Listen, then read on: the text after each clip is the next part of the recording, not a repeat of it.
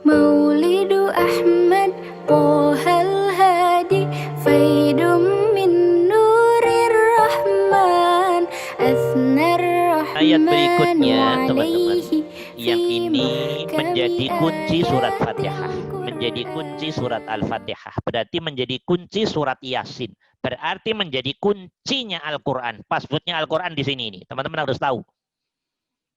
Jangan pernah mimpi ketemu Allah, jangan pernah mimpi jadi orang yang qalbun salim, jangan pernah mimpi orang yang hilang dari kesombongan, bangga, riak. Jangan pernah mimpi kalau tidak megang kuncinya. Ini kuncinya di sini nih, di ayat kelima ini. Iyyaka na'budu. Pendek toh? Kuncinya pendek toh? Iyyaka na'budu. Kuncinya ini, kuncinya. Jadi 30 juz Al-Qur'an itu disimpan oleh Allah dalam kata iyyaka na'budu. Pegang ini semua nih. Serta TN Mustaqili, Tadbik 30 juz Al-Quran. Oke. Kutubut tis'ah. Kuncinya ada di iyyaka na'budu. Oke. Kuncinya apa? Kuncinya di mana kuncinya? Iyyaka na'budu. Apa itu iyyaka na'budu lah? Ini harus paham. Setelah paham harus laku hati kita, pikiran kita, zahir batin kita. Oke. Kunci 30 juz yang dirangkum dalam surat Yasin, maka Yasin disebut qalbul Quran, hatinya Quran, jantungnya Quran. Yasin dirangkum dalam Al-Fatihah. Kuncinya Fatihah, substansinya ada di sini loh. Iyyaka na'budu. Jadi kalau pengen selamat dunia akhirat hanya satu kata ini aja sejatinya. Dirangkum satu kata doang kok. Iyyaka na'budu. Satu ungkapan doang. Apa tuh terjemahnya? Iyyaka na'budu itu teman-teman? Engkau. Apa sih terjemahnya? Coba diterjemahkan bareng-bareng. Udah pinter-pinter semua kan ini. Ya, iyyaka na'budu ya. Hanya kepadamu ya Allah. Hanya kepadamu ada kata hanya. beribadah. Hanya kepadamu. Na'budu kami manusia ini, kami kita ini. Ibadah. Ya, menghamba, mengabdi, menyembah, beribadah. Hanya kepadamu ya Allah, hamba mengabdi. Ya coba kita buktikan, ngabdinya kepadamu Allah beneran apa enggak? Nah, oke. Terjemahnya sudah pinter-pinter semua. Iyyaka na'budu, hanya kepadamu ya Allah. Iyyaka, hanya kepadamu ya Allah. Ya toh? Na'budu, kami menyembah, kami mengabdi, kami menghamba, kami beribadah. Teman-teman begini. Jadi untuk masuk surga itu udah laku iyyaka na'budu itu udah selesai. Nggak usah panjang-panjang aslinya. Gitu loh teman-teman. Kuncinya oleh Allah diletakkan di sini. Makanya ini harus difahami dengan baik. Setelah paham laku. Oke, saya terangkan kilas saja karena substansinya semua keterangan sebetulnya sudah masuk ke na'budu iyyaka na'budu ini. Begini teman-teman. Na'budu itu dari kata abada, ya'budu, ibadatan. Abada ya'budu. Artinya kalau di kamus menyembah bisa. Ya, menghamba. Oke, mengabdi. Oke, teman-teman saya tanya. Kalau menghamba, mengabdi itu biasanya ada pamrih pahala apa enggak? Tidak. Ya, menghamba, mengabdi itu biasanya ada pamrih pahala apa enggak? Ya ada Ustaz. Ya. Enggak Ikhlas. ada. Pamrih. Kalau pamrih itu berarti jadi Karyawan. kuli, jadi karyawan. Hmm. Ya, jadi teman-teman harus kenal lafadznya. Abada ya'budu itu menghamba. Mengabdi. Ngabdi. Menghamba, mengabdi. Bahasa lainnya menghamba, mengabdi itu menyembah. Cuman sayang 1000 sayang. Kata menyembah ini dikonotasikan sempit oleh diri kita sendiri rata-rata. Nyembah itu hanya sholat, zakat, puasa, haji, umroh. Itu nyembah. Kalau di luar itu apa namanya? Enggak nyembah gitu toh. Ya itu salah dirimu sendiri. Bisa dimengerti. Zona waktu menyembah. Zona waktu mengabdi pada Allah. Zona waktu menghamba pada Allah. Zona waktu ibadah pada Allah.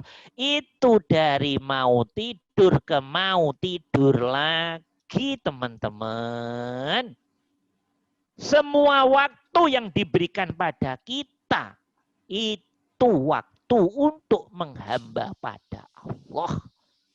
Waktu untuk mengabdi pada Allah. Waktu untuk nyembah pada Allah. Waktu untuk ibadah pada Allah.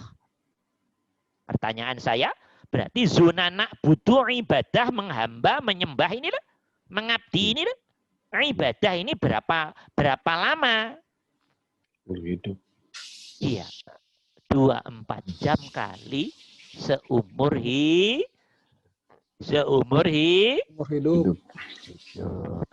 Umur hidup aja nanti, coba teman-teman nanti lihat dulu. Umur hidup. Ada orang yang baru, mohon maaf, umurnya baru 70. Tapi logikanya sudah error. Udah nggak kenal si istrinya, anaknya, keluar rumah aja pulang lagi udah bingung. Iya apa enggak? Itu apa namanya? Pikun ya? Iya toh? Mulai dikurangin.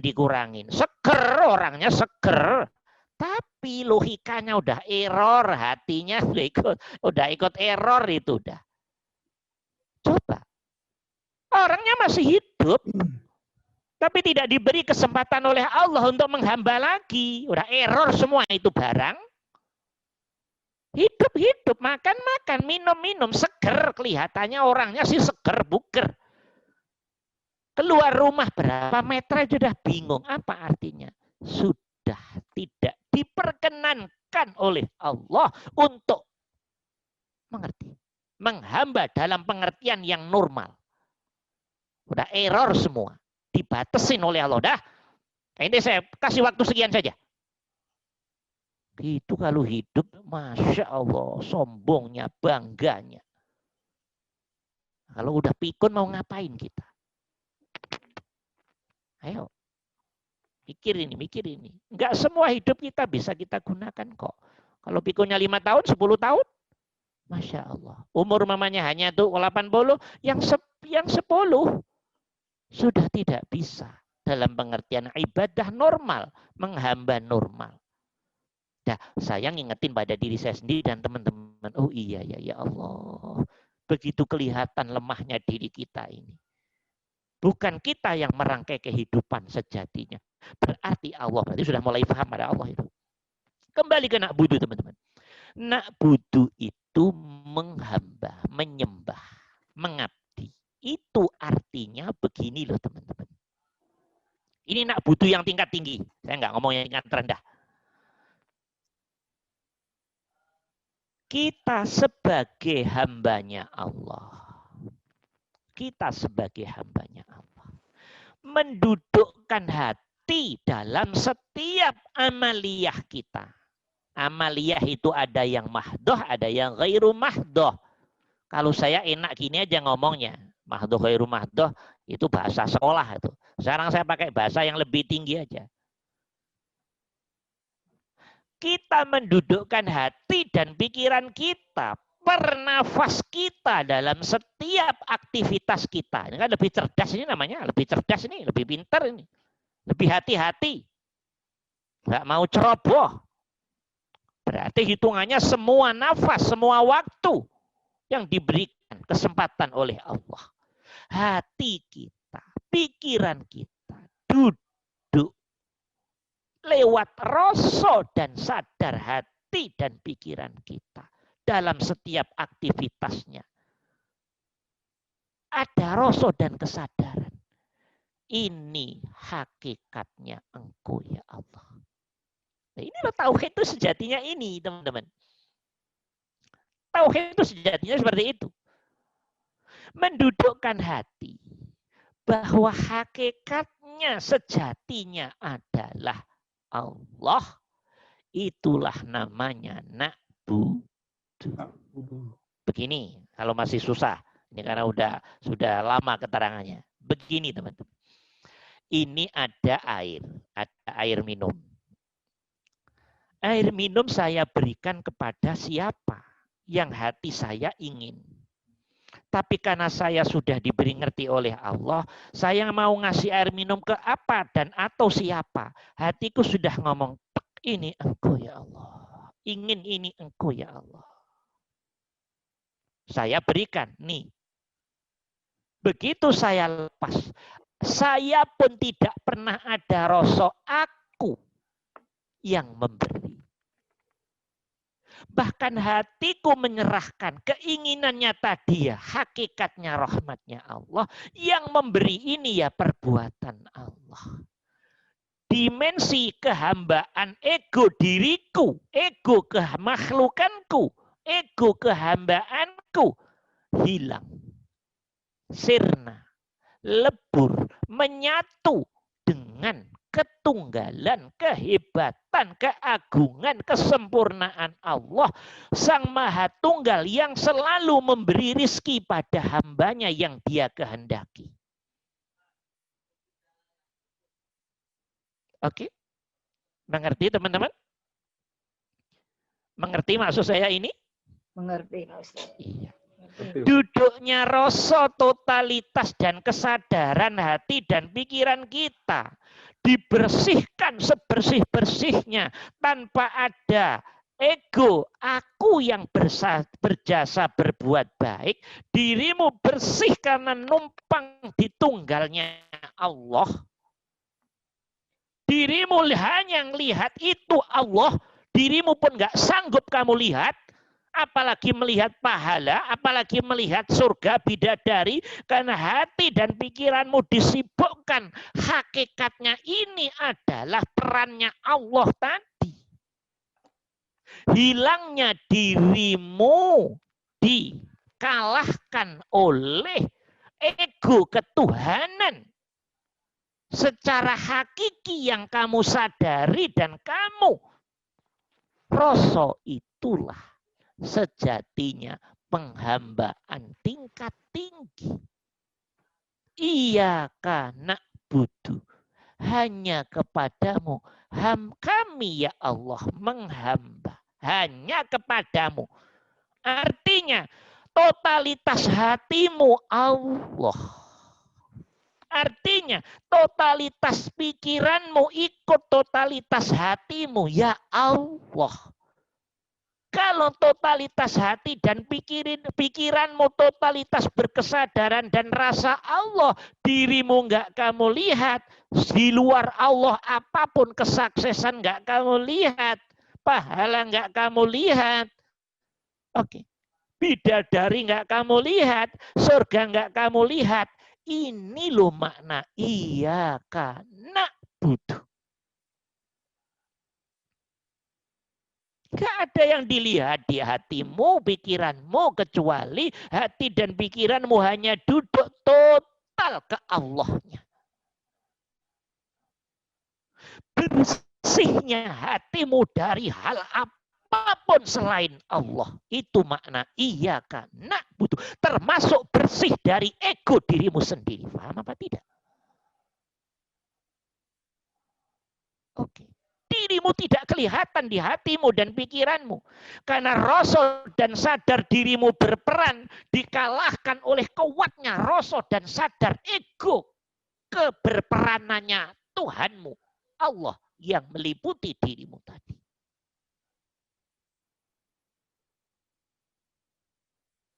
Oke? Bisa dimengerti? Ustaz. Iya karena butuh. Kok teman-teman bisa didudukkan oleh Allah laku iya karena butuh. Iya karena butuh dalam sholatnya. Iya karena butuh dalam belajarnya. Iya karena butuh dalam baca Qur'annya. Iya karena butuh dalam sholat, zakat, puasa, haji, umrohnya. Iya karena butuh dalam nyapunya, mandinya, BAB-nya, pipisnya. Iya karena butuh dalam kerja ke kantornya, perdagangannya, pertaniannya. Iya karena butuh ngomong anaknya. Iya karena butuh nyari duitnya. Semua duduk di iya karena butuh. Ya itu yang akan lulus. Yang akan sampai pada Allah baik di dunianya dan di akhiratnya. Hanya orang yang menjadi pelaku. Iya karena butuh. Menjadi pelaku. Bukan pemaham.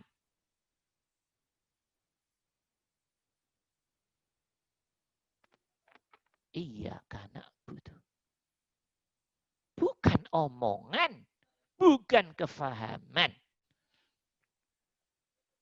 Tapi kefahaman yang totalitas berfollow up pada laku keadaan hati, praktek hati yang diikuti pikiran dan sistem diri tentunya.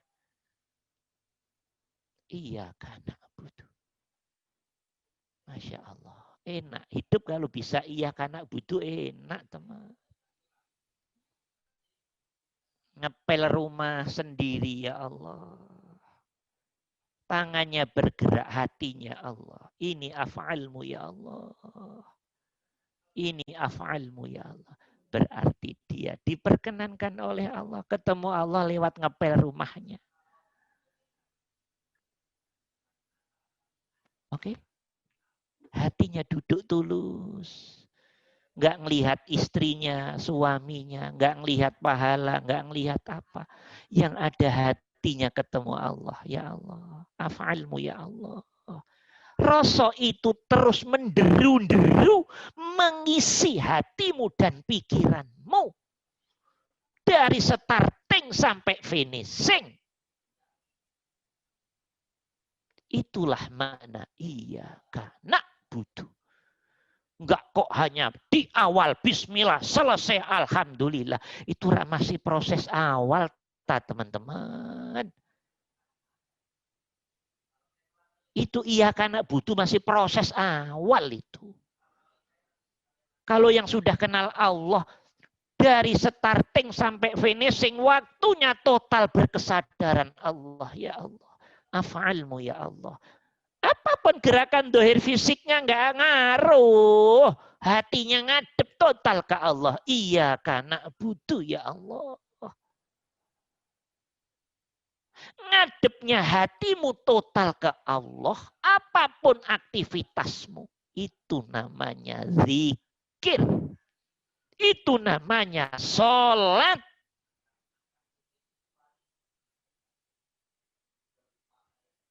Aktivitas yang berupa zikir dan sholat berarti ada sambungnya hati ke Allah. Itu namanya ibadah. Menghamba.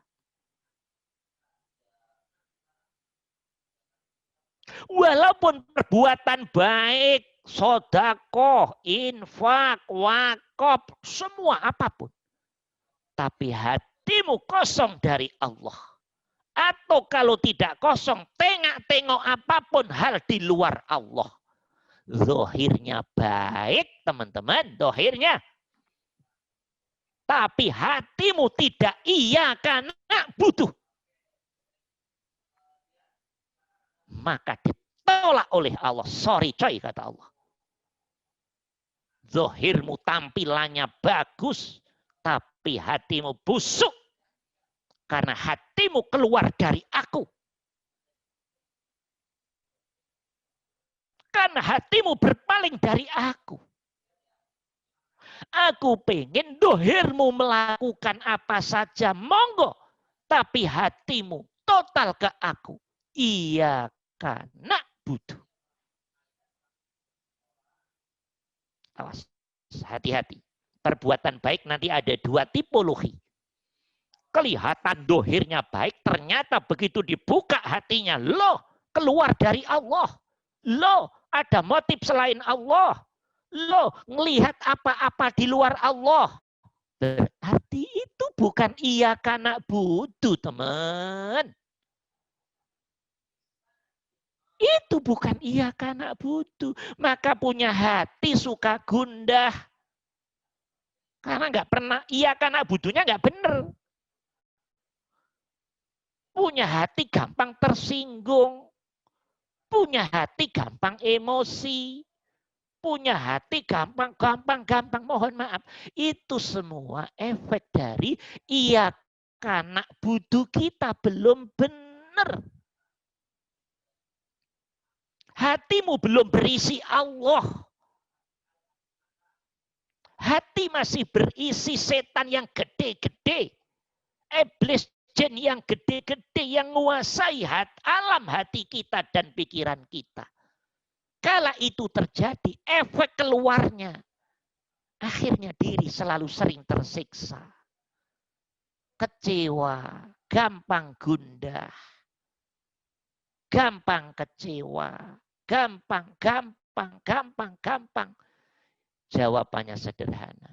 Iya karena butuh kita belum benar. Ini ilmu nyata. Tidak usah diteliti secara ilmiah. Langsung buktikan saja. Langsung dijawab oleh Allah nanti. Dah, ini makna iya karena butuh. Oh gitu ya Ustadz. Iya. Dah. Perbuatan baik apapun kalau hati tidak duduk iya karena butuh.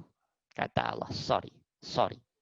Maka kenapa sholat diancam oleh Allah, puasa diancam, dan seterusnya, haji diancam, dan seterusnya. Ya karena hatinya, zahirnya menjalankan syariat, kebaikan, tapi fakta hatinya keluar dari Allah kok. Fakta hatinya tengok tidak, total lurus ke Allah kok. Sementara Allah maunya iya karena butuh. Hanya kata Allah. Hanya itu berarti kan nggak ada yang lain. Hanya kepadamu. Hamba mengabdi ya Allah. Hatimu itu loh maksudnya. Bukan dohirmu. Hatimu total ke Allah. Iya karena butuh. Ada bapak-bapak di rumah. Suka bantu istrinya.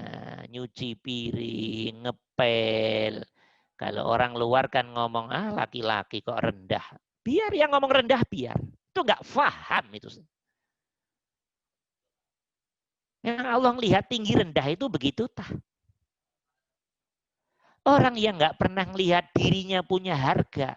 Karena yang apapun yang dilakukan hanya total melihat Allahnya. Ya itu yang berhasil di hadapan Allah. Wong dia nyuci piring tapi hatinya iya karena butuh kok. Bukan karena nggak enak sama istrinya, takut istrinya, enggak. Kalau yang takut nggak enak itu belum iya karena butuh. Itu iya karena istri itu ya. Iya Pak Wahyu kali itu ya. Iya ngepel. Suami orang sibuk, orang ini apalagi direktur, apalagi Syekh Ustadz lu kok ngepel. Emang ngepel itu perbuatan murahan gitu tah? Nyuci piring itu perbuatan murahan gitu tah? Wong Nabi kerjaannya aja nyuci piring, bantu istrinya. Nyuci piring yang hatinya duduk, ngepel yang hatinya duduk. Iya karena butuh tek engkau ya Allah. Lu nyuci piring jadi zikir, jadi sholat. Itu maknanya seperti itu teman-teman. Sementara yang sholat keluar dari Allah. Masya Allah. Na'udzubillah, summa na'udzubillah. Saking tidak fahamnya, iyyaka na'budu. Saking belum lakunya, iyyaka na'budu. Nah, sekarang teman-teman dengan ini semakin yakin. Oh, jadi gitu ya. Iya. Buktikan deh, buktikan. Nanti kalau hatinya teman-teman sudah jadi, teman-teman dalam keadaan sholat khusyuk apapun, dengan ngepel, nyuci piring, dengan apa saja perbuatanmu, tapi hatimu khudur ke Allah, kok rasanya sama ini? Nah, berarti dikasih tahu oleh Allah nanti. Itulah efek kalau hatimu menghamba pada aku dengan benar. Perbuatan apapun tetap rasanya sama. Karena hatimu sudah lurus pada aku. Faham? Mau zikir sama sholat, sama zikir sambil BAB dan pipis, ya hati rasanya sama. Apa bedanya? Sama-sama nyambungnya dengan Allah kok. Intinya hatimu, rohmu, jiwamu terkonek total dengan Allah. Tah. Bukan soal perbuatan dohir. Tah. Perbuatan dohir apa efeknya? Nggak ngefek kalau hati yang sudah benar-benar laku. Iyyaka na'budu. Nggak ngaruh. Ya, tapi sholat 5 waktu tetap sholat 5 waktu. Berarti nggak harus sholat 5 waktu. Wah, itu salahmu sendiri itu. Nggak ada urusan begitu. Syariat udah clear, nggak usah diomong-omong, nggak usah diskusi kayak anak kecil aja itu nanti.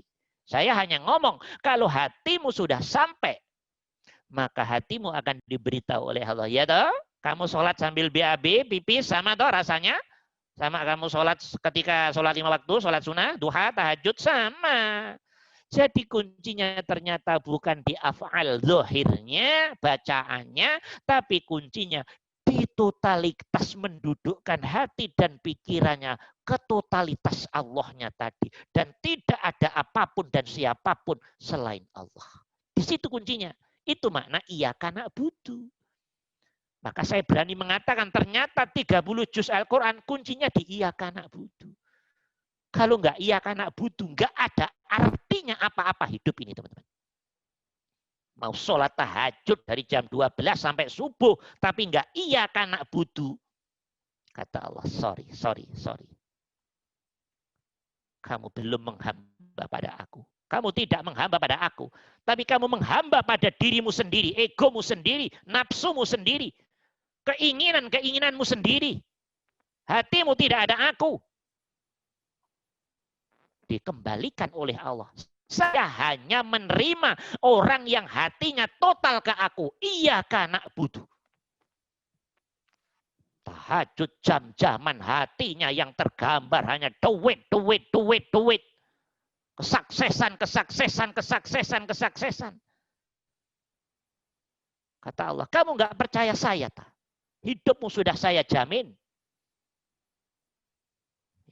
Semua makhlukku saya kasih makan.